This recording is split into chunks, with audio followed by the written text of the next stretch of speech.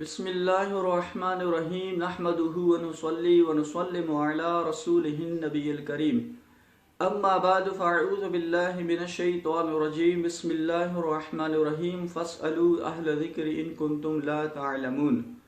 ایک سوال یہ کیا جاتا ہے کہ اگر کسی کی بیوی کا انتقال ہو جائے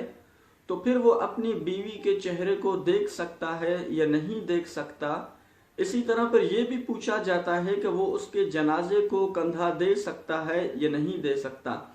دیکھیں بالکل جو ہے وہ اپنی بیوی کے چہرے کو بھی دیکھ سکتا ہے اور اس کے جنازے کو کندھا بھی دے سکتا ہے۔ عوام کے اندر یہ مسئلہ بالکل غلط مشہور ہے کہ اگر کسی کی بیوی کا انتقال ہو جائے تو پھر وہ اس کے چہرے کو بھی نہیں دیکھ سکتا، اسی طرح اس کے جنازے کو کندھا بھی نہیں دے سکتا۔ حالانکہ شریعت کی طرف سے بالکل اس بات کی اجازت ہے کہ وہ اس کے جنازے کو کندھا بھی دے سکتا ہے، اسی طرح پھر اس کے چہرے کو بھی دیکھ سکتا ہے۔ صرف بلا حائل جو ہے وہ چھونے کی ممانعت ہے کہ بلا حائل اس کو ہاتھ نہیں لگا سکتا۔ اسی طرح پر ایک مسئلہ یہ بھی نماز جنازہ کے حوالے سے پوچھا جاتا ہے کہ اگر کوئی شخص مثال کے طور پر نماز جنازہ کے اندر جو ہے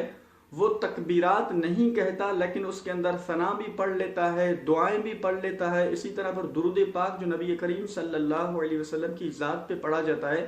درود بھی پڑھتا ہے لیکن تکبیرات جو ہے وہ نہیں کہتا، تو کیا اس کی نماز جنازہ ہوگی یا نہیں ہوگی؟ دیکھیں تکبیرات کہنا جو ہے یہ نماز جنازہ کے ارکان میں سے ایک رکن ہے، اس کو آپ فرض سمجھ لیں۔ تو لہٰذا اگر کوئی شخص نماز جنازہ کے اندر ثنا بھی پڑھ لیتا ہے، اسی طرح درود بھی پڑھ لیتا ہے اور نماز جنازہ کی جو دعا ہے وہ دعا بھی پڑھ لیتا ہے لیکن تکبیرات جو ہیں یعنی اللہ اکبر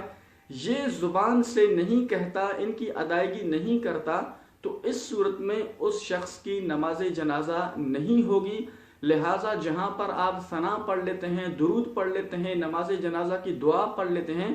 تو وہیں پر آپ زبان کے ساتھ لفظ اللہ اکبر یعنی تکبیرات کی بھی ادائیگی یہ لازمی طور پر کریں، ورنہ پھر اس صورت میں آپ کی نماز جنازہ نہیں ہوگی۔ اللہ کریم جل جلالہ ہم سب کو عمل کی توفیق عطا فرمائے۔ وآخر دعوانا ان الحمد للہ رب العالمین۔